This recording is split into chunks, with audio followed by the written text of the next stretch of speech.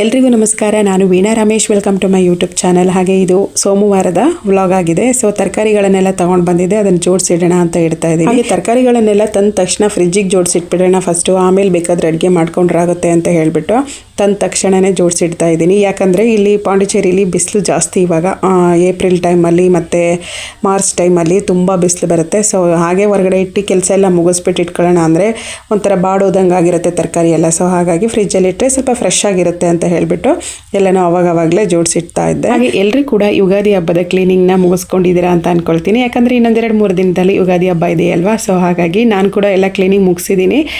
ಇನ್ನು kitchen clean ಮಾಡಿರುವಂಥ ವ್ಲಾಗ್ನ ನೆಕ್ಸ್ಟ್ ಅಪ್ಲೋಡ್ ಮಾಡ್ತೀನಿ. ಇನ್ನೂ ಮಾಡಿಲ್ಲ, ಎಡಿಟೇ ಮಾಡಿಲ್ಲ, ನಾನಿನ್ನು ಅಪ್ಲೋಡ್ ಮಾಡ್ತೀನಂತೆ.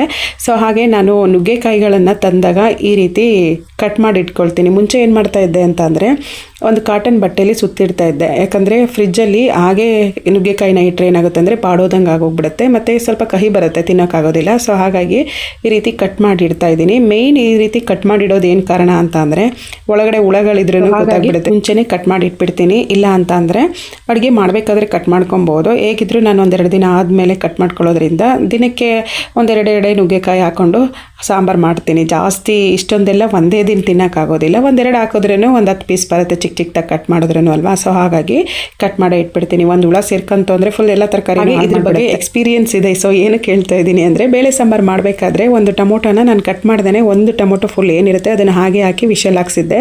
ಸೊ ಮೇಲ್ಗಡೆ ಎಲ್ಲ ಚೆನ್ನಾಗೇ ಇತ್ತು, ಒಳಗಡೆ ಏನು ಹುಳ ಆಗೋಕ್ಕೆ ಚಾನ್ಸಸ್ ಇಲ್ಲ. ಯಾಕಂದರೆ ಸೈಡಲ್ಲಿ ಎಲ್ಲೂ ಹೋಲ್ ಇರಲಿಲ್ಲ ಅಂದ್ಕೊಂಡು ನಾನೇನು ಮಾಡಿದೆ, ಚೆನ್ನಾಗಿದೆಯಲ್ಲ ಟೊಮೊಟೊ ಅಂತ ಹೇಳಿಬಿಟ್ಟು ಹಾಗೆ ಹಾಕ್ತೆ. ಬಟ್ ವಿಷಲ್ ತೆಗೆದು ನೋಡಿದ ಮೇಲೆ ಗೊತ್ತಾಯಿತು ಫುಲ್ ಹುಳ ಆದಂಗೆ ಆಗೋಗ್ಬಿಟ್ಟಿತ್ತು. ಸೊ ಹಾಗಾಗಿ ಅವಾಗಿಂದ ಏನೇ ತರಕಾರಿಗಳನ್ನ ನಾನು ಡೈರೆಕ್ಟಾಗಿ ಹಾಗೆ ಹಾಕೋದಿಲ್ಲ, ಎಲ್ಲನೂ ಚಿಕ್ಕ ಚಿಕ್ಕದಾಗಿ ಕಟ್ ಮಾಡಿ ಹಾಕ್ಬಿಡ್ತೀನಿ. ಈ ರೀತಿ ಎಕ್ಸ್ಪೀರಿಯನ್ಸ್ ಆಗಿದ್ದರಿಂದ ಅವಾಗಿಂದ ತರಕಾರಿಗಳನ್ನು ಕಟ್ ಮಾಡಿ ಫ್ರಿಜ್ಜಲ್ಲಿ ಸ್ಟೋರ್ ಮಾಡಿ ಇಟ್ಕೊಳ್ತೀನಿ. ಈ ತರಕಾರಿಗಳನ್ನೆಲ್ಲ ಒಂದು 5 kg ಎಲ್ಲ ತರಕಾರಿಗಳನ್ನು ಸೇರಿಸಿ ಹೇಳ್ತಾ ಇದ್ದೀನಿ ನಾನು.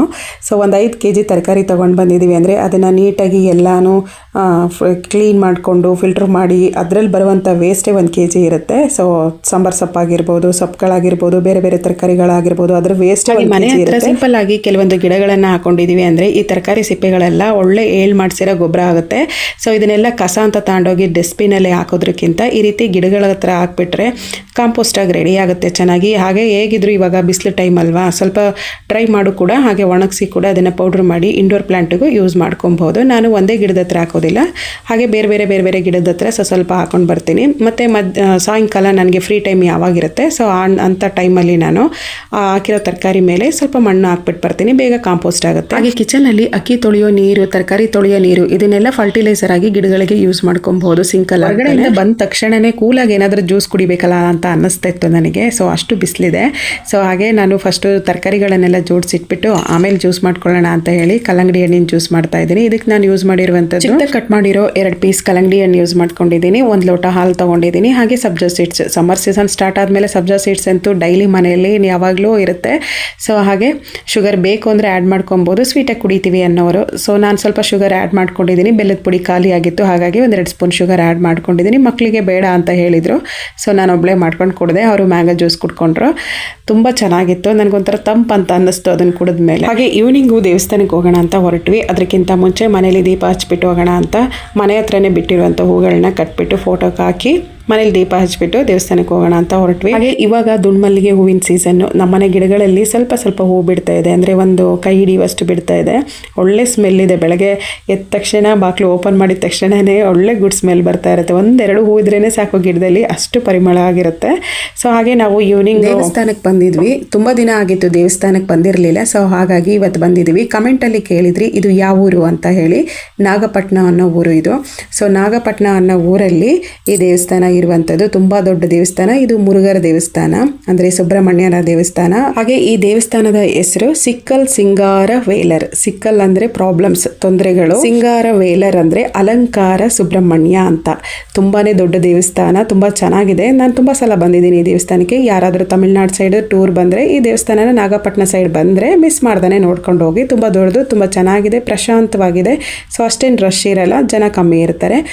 ತುಂಬ ಚೆನ್ನಾಗಿದೆ. ಮತ್ತು ಈ ದೇವಸ್ಥಾನದಲ್ಲಿ ಒಂದೇ ದೇವಸ್ಥಾನದಲ್ಲಿ ವಿಷ್ಣು ದೇವಸ್ಥಾನನೂ ಇದೆ, ಸುಬ್ರಹ್ಮಣ್ಯನ ದೇವಸ್ಥಾನನೂ ಇದೆ, ಶಿವನ ದೇವಸ್ಥಾನನೂ ಇದೆ. ತುಂಬ ಚೆನ್ನಾಗಿದೆ. ಈ ದೇವಸ್ಥಾನ 3 ಪ್ರದಕ್ಷಿಣೆ ಹಾಕಬೇಕು. ಹೇಗೆ ಅಂತ ಅಂದರೆ ಇವಾಗ ಒಂದೇ ರೌಂಡನ್ನು 3 ಸಲ ಪ್ರದಕ್ಷಿಣೆ ಹಾಕಬೇಕು ಅಂತ ಹೇಳ್ತಾ ಇಲ್ಲ ನಾನು. ಈ ದೇವಸ್ಥಾನದ ಫುಲ್ ಹೊರಗಡೆ ಸರೌಂಡಿಂಗ್ ಏನಿದೆ ಅದೊಂದು, ಮತ್ತು ಅದಕ್ಕಿಂತ ಇನ್ನೊಂದು, ಅದಾದಮೇಲೆ ಇನ್ನೊಂದು ಒಳಗಡೆ, ಈ ರೀತಿ 3 ಎತ್ತರ ಗೋಡೆಯಲ್ಲಿರುವಂಥದ್ದು 3 ಪ್ರದಕ್ಷಿಣೆ ಹಾಕಬೇಕು. ತುಂಬ ಚೆನ್ನಾಗಿದೆ ದೇವಸ್ಥಾನ, ಪ್ರಶಾಂತ. ನಾನು ಇವಾಗ ಏನು ತೋರಿಸ್ತಾ ಇದ್ದೀನಿ ಇದು ಸೆಕೆಂಡ್ ರೌಂಡ್ ಪ್ರದಕ್ಷಿಣೆ. ಇದಕ್ಕಿಂತ ಒಳಗಡೆ ಇನ್ನೊಂದಿದೆ, ಅಲ್ಲೇನು ಅಷ್ಟು ವಿಡಿಯೋ ಮಾಡೋಕ್ಕೆ ಬಿಡೋದಿಲ್ಲ. ಸೊ ಹಾಗಾಗಿ ಇಲ್ಲಿ ನಾನು ಮಾಡ್ಕೋತಾ ಇರುವಂಥದ್ದು. ಇದಕ್ಕಿಂತ ಹೊರಗಡೆ ವಿಷ್ಣು ದೇವಸ್ಥಾನ ಇದೆ, ಅದೊಂದು ದೊಡ್ಡ ರೌಂಡ್ ಇದೆ. ಸೊ ತುಂಬ ಚೆನ್ನಾಗಿದೆ ದೇವಸ್ಥಾನ. ಗೋಪುರ ನೋಡ್ತಾ ಇದ್ರೆ ಗೊತ್ತಾಗುತ್ತೆ ಅಂತ ಅನ್ಕೊಳ್ತೀನಿ ಎಷ್ಟು ದೊಡ್ಡ ದೇವಸ್ಥಾನ ಅಂತ ಹೇಳಿ. ಮಕ್ಕಳೆಲ್ಲ ತುಂಬ ಚೆನ್ನಾಗಿ ಆಟ ಆಡ್ತಾ ಇದ್ರು. ಅದನ್ನ ನೋಡ್ಬಿಟ್ಟು ಅನ್ಸಿಕಾ ಹೇಳ್ತಾ ಇದ್ದಿದ್ದು, ನಾವು ಕೂಡ ಇದೇ ರೀತಿ ಅಲ್ವಾ ಅಮ್ಮ ಚಿಕ್ಕ ಮಕ್ಕಳೆಲ್ಲ ಆಟ ಆಡ್ತಾ ಇದ್ದಿದ್ದು ಅಂತ ಹೇಳ್ತಾ ಇದ್ಲು. ಯಾಕಂದ್ರೆ ಒಂದು 10 ವರ್ಷದವರೆಗೂ ಟೈಮ್ ಸ್ಪೆಂಡ್ ಮಾಡಿರೋ ಜಾಗ ಅಂದ್ರೆ ದೇವಸ್ಥಾನನೇ. 3:15 ಸ್ಕೂಲಿಂದ ಬಂದ್ರು ಅಂದ್ರೆ ಹೋಮ್ವರ್ಕ್ ಎಲ್ಲ ಫಿನಿಶ್ ಮಾಡಿ 5 ಗಂಟೆಗೆ ದೇವಸ್ಥಾನಕ್ಕೆ ಕರ್ಕೊಂಡು ಹೋಗ್ತಾ ಇದ್ದೆ. ಆಟ ಆಡ್ಕೊಂಡು ದೇವ್ರ ದರ್ಶನ ಎಲ್ಲ ಮಾಡ್ಕೊಂಡು ನಾನು ಪ್ರದಕ್ಷಿಣೆ ಎಲ್ಲ ಹಾಕೊಂಡು ಆರಾಮಾಗಿ 8 ಗಂಟೆಗೆ ಮನೆಗೆ ಬರ್ತಾ ಇದ್ವಿ. ಯಾಕಂದ್ರೆ ದೇವಸ್ಥಾನದಲ್ಲಿ ಅಷ್ಟು ಭಯ ಇರ್ತಿರ್ಲಿಲ್ಲ, ಆರಾಮಾಗಿ ಬಿಟ್ಬಿಡ್ತಾ ಇದ್ದೆ. ಚೆನ್ನಾಗಿ ಆಟ ಆಡೋರು, ಅಷ್ಟು ಜಾಗ ಇರ್ತಾ ಇತ್ತು. ಪುಟ್ಟ ಮಕ್ಕಳು ಆಟ ಆಡೋದನ್ನ ನೋಡ್ಬಿಟ್ಟು ಅನ್ಸಿಕಾ ಹೇಳ್ತಾ ಇದ್ಲು, ನಾವು ಕೂಡ ಹೀಗೆ ಅಲ್ವಾ ಅಮ್ಮ ಆಟ ಆಡ್ತಾ ಇದ್ದಿದ್ದು ಅಂತ ಹೇಳಿ. ಸೊ ಹಾಗೆ ಹೀಗೆ ಮಾತುಕತೆ ಆಡ್ಕೊಂಡು ದೇವ್ರ ದರ್ಶನ ಮಾಡಿಕೊಂಡು ನಾವು ಹೊರಟ್ವಿ. ಇವತ್ತಿನ ವ್ಲಾಗ್ ನಿಮಗೆ ಇಷ್ಟ ಇದ್ರೆ ನನ್ನ ಚಾನಲ್ ಸಬ್ಸ್ಕ್ರೈಬ್ ಮಾಡ್ಕೊಳ್ಳಿ, ಹಾಗೆ ಬೆಲ್ ಐಕನ್ ಕ್ಲಿಕ್ ಮಾಡಿ. ಸಿಗೋಣ ಮುಂದಿನ ವ್ಲಾಗಲ್ಲಿ. Thank you for watching and subscribe.